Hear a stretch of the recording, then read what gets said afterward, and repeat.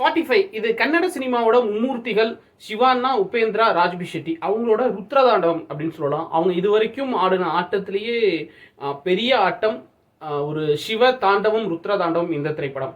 விக்ரம்ல தலைவர் சேர்ந்து நடிச்சிருந்தா எப்படி இருக்கும்? சிவானா தான் தலைவர், உபேந்திரா தான் ஆண்டவர், விஜய் சேதுபதி ரோலில் ராஜ்பி ஷெட்டி. அது எப்படி இருந்திருக்கும்? அப்படி ஒரு படம் தான் இது. ஹானஸ்டாக சொல்லணும்னா இந்தியாவில் இது வரைக்கும் அந்த படங்கள்லேயே தி பெஸ்ட் விஎஃப்எக்ஸ் அப்படின்னா இதுதான். அப்படி கண்ணில் ஒத்திக்கிற மாதிரி இருந்துச்சு. ஹாலிவுட்டில் அவதார் தான் இது வரைக்கும் இந்த பெஸ்ட்னா, இந்த திரைப்படம் வந்து இந்திய சினிமாவில் தி பெஸ்ட்னு சொல்லுவோம். அப்படி இருந்துச்சு இந்த படத்தோட விஎஃப்எக்ஸ். இது ஒரு பெஞ்ச் மார்க்காக இருக்கும். அடுத்து வர்ற இந்திய சினிமாக்களில் வர எந்த மொழி திரைப்படமாக இருந்தாலும் சரி, அந்த படத்தோட விஎஃப்எக்ஸ்க்கு இது கண்டிப்பாக ஒரு பெஞ்ச் மார்க்காக இருக்கும். வணக்கம், பேரன்புடன் உங்கள் விஜயன். இன்னைக்கு நம்ம 45 இந்த திரைப்படத்தோட மனசு தான் பார்க்க போகிறோம். ஆமாம், படம் பேரே 45, 45 அவ்வளோதான், 4-5 அவ்வளோதான், அதான் படத்தோட பேரு. இது ஒரு கன்னட திரைப்படம். கிறிஸ்துமஸ் அன்னைக்கு கன்னட மொழியில் வெளியாகி இருந்துச்சு. இன்னைக்கு நியூ இயர் அன்னைக்கு தமிழ் டப்பிங்கோட திரையரங்கில் வெளியாகி இருக்கு. முன்னாடியே நான் ஃபர்ஸ்ட் டிஸ்க்ளைமர் சொல்லிடுறேன். இது முழுக்க ஒரு ஃபேண்டசி திரைப்படம். படத்தில் நிறைய ஆன்மீக விஷயங்கள் இருக்கு, சனாதனம் இருக்கு, பக்தி இருக்கு. அன்னியன்ல நமக்கு கருட புராணத்தை சங்கர் இன்ட்ரோடியூஸ் பண்ணார்ல, அந்த கருட புராணத்தை பிரிச்சு வெஞ்சிருக்காங்க. ஒரு பிஹெச்டி பண்ற அளவுக்கு ஒரு கண்டென்ட், ஒரு தீசிஸ் எப்படி இருக்கும், கருட புராணத்துல பிஹெச்டி பண்ணா அதோட தீசிஸ் எப்படி இருக்கும், அந்த அளவுக்கான கருட புராணத்தோட கண்டென்ட் இந்த திரைப்படத்தில் இருக்கு. நீங்கள் இது சனாதனம், அதை பேசினா சங்கி, அந்த மைண்ட் செட்டோட படத்தை போய் பார்க்காம, இப்போ நீங்கள் ஒரு சுந்தர்சியோட அரண்மனை சீரீஸ் பார்க்குறீங்க, படங்கள் பார்க்குறீங்க, அல்லது ராகவ லாரன்ஸோட காஞ்சனா சீரீஸ் பார்க்குறீங்க. அது நீங்கள் எப்படி பார்ப்பீங்க? அந்த எப்படி இருந்தாலும் அது ஒரு ஹாரர் படம். பட் கடைசியில் என்ன ஆகுது, ஏதோ ஒரு மதத்துலேருந்து ஏதோ ஒரு கடவுள் அந்த ஹாரர் எலிமெண்ட்டை அழிக்குது. அதை நம்ம சனாதனமாக பார்க்குறது இல்லை, சமாதானமாக தான் பார்க்குறோம்.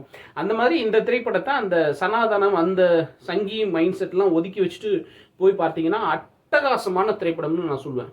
அதாவது கேஜிஎஃப்ல இருக்கிற ஒரு ஆக்ஷனும் காந்தால இருக்கிற ஒரு ஆன்மீகமும் சேர்ந்து ஒரே படத்தில் இருந்தால் எப்படி இருக்கும், அந்த மாதிரியான ஒரு படம் தான் இது. படத்தோட ஃபர்ஸ்ட் ஆஃப் கொஞ்சம் ஸ்லோவாகவும் ரிப்பீட்டேட்டிவ் சீன்ஸ் நிறையாவும் இருக்குது. ராஜ்பி ஷெட்டிலேருந்து கதை ஆரம்பித்து அவர்கிட்ட தான் முடியுது. அவர் தான் படம் முழுக்க ஆக்கிரமிச்சிருக்காரு. அவருக்கு அடுத்த ஸ்க்ரீன் ஸ்பேஸ் உபேந்திராக்கு, அவரும் படம் முழுக்க வராரு. சிவானா இன்டர்வல் பிளாக்ல தான் வராரு. பட் செகண்ட் ஹாஃபை மொத்தமாக டேக் ஓவர் பண்ணிடுறாரு. மும்மூர்த்திகளில் முதல் மூர்த்தினா நான் அவர் தான் சொல்லுவேன். அதுக்கப்புறம் உபேந்திராவும் ராஜ்பி ஷெட்டியும் ஈக்குவலான ஒரு பெர்ஃபார்மன்ஸ் பண்ணியிருக்காங்க. அதுலேயும் சிவானா கிளைமேக்ஸில் இருக்கிறதுலே பெரிய ஒரு ருத்ராதாண்டவம் ஆடியிருக்காரு. மொத்தம் 11 அவதாரங்களில் வராரு. தசாவதாரம்னா நமக்கு தெரியும் 10 அவதாரங்கள். அது என்ன 11 அப்படின்னா அதுக்குமே படத்தில் விளக்கம் இருக்குது. படத்தோட விஎஃப்எக்ஸ் என்னை பொறுத்த வரைக்கும் இவங்க 3 பேரையும் மும்மூர்த்திகளையும் தாண்டி ஒரு விஷயம் படத்தில் ஒரு ப்ளஸ்ஸான விஷயம் அப்படின்னா படத்தோட விஎஃப்எக்ஸ் தான் சொல்லுவேன். கனடாவில் போய் பண்ணி எடுத்துகிட்டு வந்திருக்காங்க விஎஃப்எக்ஸ். அப்படியே கண்ணில் ஒத்திக்கிற மாதிரி இருந்துச்சு. இது வரைக்கும் அந்த இந்திய சினிமாக்களில் தி பெஸ்ட்டுன்னு சொல்லுவேன். இந்த படம் விஎஃப்எக்ஸில் இந்தியாவில் இருக்கிற அனைத்து மொழிகள் திரைப்படக்கும் கண்டிப்பாக ஒரு பெஞ்ச் மார்க்கை இந்த திரைப்படம் செட் பண்ணும். அதுக்கப்புறம் இயக்குனர் அர்ஜுன் ஜன்யா, இவர் கிட்டத்தட்ட ஒரு 130 கன்னட படங்களுக்கு இசையமைச்சிருக்காரு. அவர் இயக்குற முதல் திரைப்படம் இது. நம்ம 96ஓட ரீமேக் கன்னடத்தில் 99, அதுக்கு அவர் தான் மியூசிக் பண்ணியிருந்தார். தமிழில் ஒரே ஜெய்ஹிந்த் 2ல அர்ஜுன் இன்ட்ரடியூஸ் பண்ணார். அது ஜெய்ஹிந்த் 2 கன்னடத்துலேயும் வந்துச்சு. ஸோ அவருடைய நேரடி தமிழ் படம்னா கிக், அதுவுமே ஒரு கன்னட படத்தோட ரீமேக் தான். சந்தானம் நடித்த கிக்குங்கிற தமிழ் படத்துக்கு அவர் மியூசிக் பண்ணியிருந்தார். இந்த திரைப்படத்தை அவர் முதல் முறையாக இயக்கியிருக்காரு. ஒரு மியூசிக் டைரக்டர் தன்னோட திறமையை மொத்தமாக கொட்டணும் அப்படின்னு இல்லாமல் படத்தில் 3 பாட்டு தான், அதுவும் எங்கே வருதுன்னே தெரியல. ஒரு பேக்ரவுண்டு சாங் மாதிரி போயிடுது, ஒரு மாண்டேஜாக போயிடுது. பிஜிஎம்லாம் உண்மையிலேயே நிறைய இடங்களில் கேஜிஎஃப்ல அந்த எதுக்காக நான் கேஜிஎஃப் கம்பேர் பண்ணுறேன் அப்படின்னா, அது சொன்னால் தான் நம்ம மக்களுக்கு ஒரு கனெக்டிவிட்டி வருன்றதுனால பண்ணுறேன்.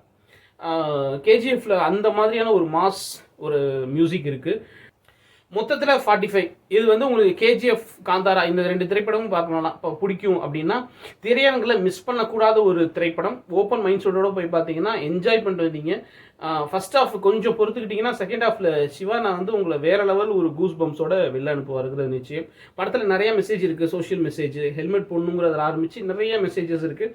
அது எதுவுமே ஒரு பிரச்சாரம் பண்ணுற மாதிரி இல்லாமல் சிவானா மூலியமாக சொல்ல வச்சுருக்காங்க. அவர் மூலியமாக அது நமக்கு வரும்போது அது நமக்கு ஏற்றுக்கிற மாதிரி இருக்குது, ரொம்பவும் கனெக்ட் ஆகுது அப்படின்னு சொல்லலாம்.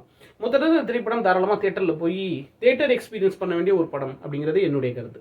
இந்த விமர்சனம் பிடிச்சிருந்து லைக் பண்ணுங்க, ஷேர் பண்ணுங்க, கமெண்ட் பண்ணுங்க, நம்ம சேனல் சப்ஸ்கிரைப் பண்ணுங்க. அன்பை பகிர்வோம். நன்றி.